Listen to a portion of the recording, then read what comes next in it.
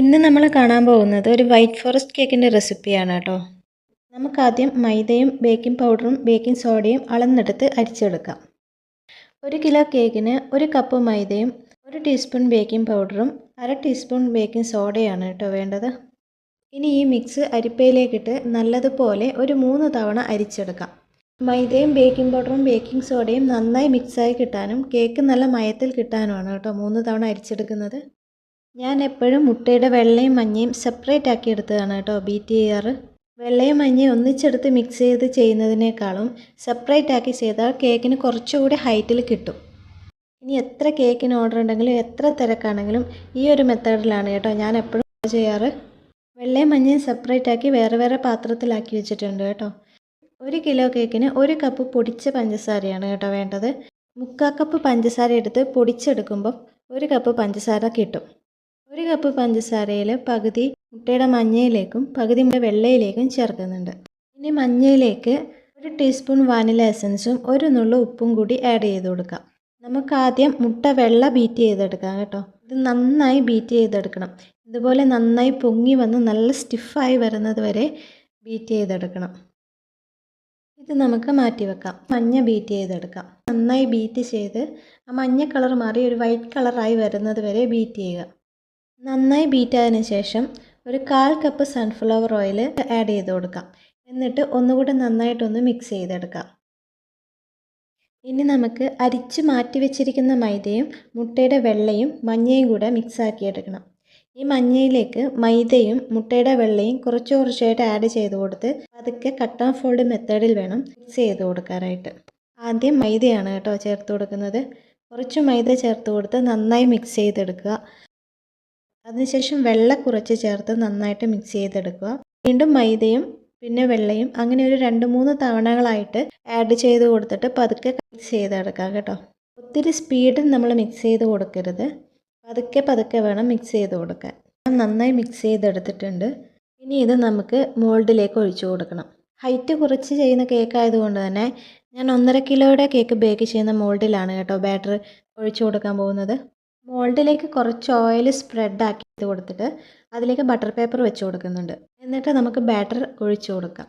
Batter ഒഴിച്ചതിന് ശേഷം നന്നായിട്ട് ഒരു 5-6 തവണ ഡാബ് ചെയ്ത് കൊടുക്കണം. നന്നായി ഡാബ് ചെയ്ത് കൊടുക്കണം കേട്ടോ. ഇതിലുള്ള എയർ ബബിൾസൊക്കെ പോയി കിട്ടാനാണ് അങ്ങനെ ചെയ്യുന്നത്. ഹൈറ്റ് കുറഞ്ഞ കേക്ക് ആയതുകൊണ്ട് 180 ഡിഗ്രിയിൽ അരമണിക്കൂർ വെച്ചപ്പോഴത്തേക്കും കേക്ക് സെറ്റായി കിട്ടിയിട്ടുണ്ട് കേട്ടോ. 5 കേക്ക് റെഡിയായി വന്നതിന് ശേഷം നമുക്ക് ക്രീം ബീറ്റ് ചെയ്യാം. 1 കിലോ കേക്കിന് 1.5 കപ്പ് വിപ്പിംഗ് ക്രീമാണ് കേട്ടോ വേണ്ടത്. ക്രീം എടുക്കുന്ന പാത്രത്തിലും ബീറ്ററിലൊന്നും വെള്ളത്തിൻ്റെ അംശം ശകലം പോലും ഇല്ലാതിരിക്കാൻ ശ്രദ്ധിക്കണം കേട്ടോ. ചില കസ്റ്റമേഴ്സ് ക്രീം അധികം വേണ്ടെങ്കിൽ അവർ മുൻകൂട്ടി പറയാറുണ്ട് കേട്ടോ. എന്നാൽ ചില കസ്റ്റമേഴ്സ് കേക്ക് കഴിച്ച് കഴിഞ്ഞ് കംപ്ലൈൻ്റ് ആയിട്ട് പറയും ക്രീം ഒത്തിരി കൂടുതലായിരുന്നു എന്ന്. പക്ഷെ നമുക്കൊരു കണക്കുണ്ടല്ലോ, ആ കണക്കനുസരിച്ചാണ് ഞാൻ എപ്പോഴും ചെയ്യാറ്. 1 കിലോയുടെ കേക്കിന് 1.5 കപ്പ് വിപ്പിംഗ് ക്രീമാണ് ഞാൻ എപ്പോഴും എടുക്കാറ്. ഇനി നമ്മൾ കേക്കിൽ ചെയ്യുന്ന എക്സ്ട്രാ വർക്ക് പോലെ ഇരിക്കും. ഫ്ലവേഴ്സൊക്കെ ചെയ്യുകയാണെങ്കിൽ കുറച്ചധികം ക്രീം എടുത്തിട്ട് ബീറ്റ് ചെയ്തെടുക്കാം. കൂടുതൽ വർക്ക് ഉണ്ടെങ്കിൽ നമുക്കൊരു 2 കപ്പ് ക്രീം എടുത്ത് ബീറ്റ് ചെയ്തെടുക്കാം. അത് ചെയ്യുന്ന വർക്ക് പോലെ ഇരിക്കും കേട്ടോ. പക്ഷെ നമുക്ക് കേക്ക് ഐസിങ് ചെയ്തെടുക്കാൻ 1.5 കപ്പ് ക്രീം മതിയാകും. ക്രീം നല്ലതുപോലെ ബീറ്റ് ചെയ്ത് നന്നായി സ്റ്റിഫാക്കി എടുക്കണം കേട്ടോ. ഇനി നമുക്ക് കേക്ക് കട്ട് ചെയ്തെടുക്കാം. സ്പോഞ്ചിൻ്റെ മുകളിലത്തെ ഭാഗം ഞാൻ കട്ട് ചെയ്ത് മാറ്റുന്നുണ്ട് കേട്ടോ. 2 ലെയറായിട്ടാണ് ഞാൻ കട്ട് ചെയ്യുന്നത്. ഇനി നമുക്ക് കേക്ക് ബോർഡിലേക്ക് അല്പം ക്രീം ഇതുപോലെ ഒന്ന് ആക്കി കൊടുക്കാം. കേക്ക് തെന്നി നീങ്ങാതിരിക്കാനാണ് കേട്ടോ ഇങ്ങനെ ചെയ്യുന്നത്. ഇനി ഫസ്റ്റ് ലെയർ വെച്ച് കൊടുത്ത് ഷുഗർ സിറപ്പ് കൊണ്ട് വെറ്റ് ചെയ്തെടുക്കാം. കേക്കിലേക്ക് വേണ്ട ഷുഗർ സിറപ്പ് തയ്യാറാക്കാൻ വേണ്ടി 1/2 കപ്പ് പഞ്ചസാരയും 1 കപ്പ് വെള്ളവും 1 നുള്ളു ഉപ്പും ചേർത്ത് നന്നായിട്ട് തിളപ്പിച്ചെടുക്കണം. എന്നിട്ട് ക്രീം സ്പ്രെഡ് ചെയ്ത് കൊടുക്കാം.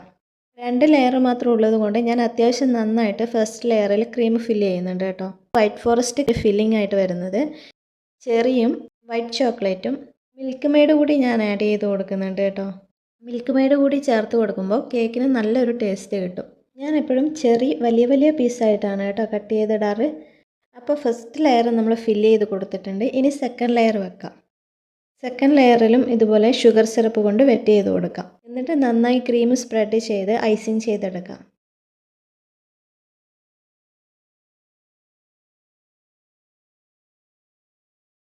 ഞാൻ ഐസിങ് ചെയ്തെടുത്തിട്ടുണ്ട് കേട്ടോ. ഇനി കേക്കിൻ്റെ സൈഡിലൊക്കെ വൈറ്റ് ചോക്ലേറ്റ് ഗ്രേറ്റ് ചെയ്തെടുത്തതാണ് കേട്ടോ ചേർത്ത് കൊടുക്കുന്നത്. ഈ ഒരു നോസിൽ വെച്ചാണ് ഞാൻ ഡിസൈൻ ചെയ്ത് കൊടുക്കുന്നത്. വൈറ്റ് ക്രീം കൊണ്ട് തന്നെയാണ് കേട്ടോ ഞാൻ ഈ ഡിസൈൻ ചെയ്യുന്നത്.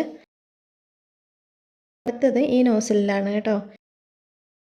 ക്രീമിൽ ബർഗണ്ടി കളർ മിക്സ് ചെയ്തിട്ടാണ് കേട്ടോ ചെറിയ ചെറിയ ഫ്ലവേഴ്സ് വരച്ചു കൊടുക്കുന്നത്. ഇനി യെല്ലോ കളർ കൂടി ചെയ്ത് കൊടുക്കാം. ചെറിയ ലീഫ് വെച്ച് കൊടുക്കുന്നുണ്ട്. എനിക്കെപ്പോഴും ചെയ്യാൻ ഒത്തിരി ഇഷ്ടമുള്ള ഒരു ഡിസൈനാണ് കേട്ടോ ഇത്. ഒത്തിരി കളേഴ്സൊക്കെ നല്ല ഭംഗിയല്ലേ കാണാൻ. ഇനി അവസാനമായിട്ട് നമുക്ക് കേക്കിൽ മാറ്റർ എഴുതി കൊടുക്കണം. കേക്കിൽ എഴുതുക എന്നുള്ളത് കുറച്ച് ബുദ്ധിമുട്ടുള്ള കാര്യമാണ് കേട്ടോ. എത്ര നല്ല ഹാൻഡ് റൈറ്റിംഗ് ഉള്ള ആൾക്കാരാണെങ്കിലും കേക്കിൽ ആദ്യമായിട്ടൊക്കെ എഴുതി തുടങ്ങുമ്പോൾ ശരിക്കും വൃത്തികേടാവും. നന്നായി എഴുതി ഒത്തിരി തവണ ട്രൈ ചെയ്ത് കഴിഞ്ഞാൽ നമുക്ക് നല്ലൊരു ഹാൻഡ് റൈറ്റിംഗ് കിട്ടത്തുള്ളൂ. അപ്പോൾ ഇതാണ് കേട്ടോ എൻ്റെ കേക്കിൻ്റെ ഫൈനൽ ലുക്ക്. റെസിപ്പിയും കേക്കിൻ്റെ ലുക്കും ഇഷ്ടപ്പെട്ട് കഴിഞ്ഞെങ്കിൽ ലൈക്ക് ചെയ്യണം കേട്ടോ. Thank you for watching.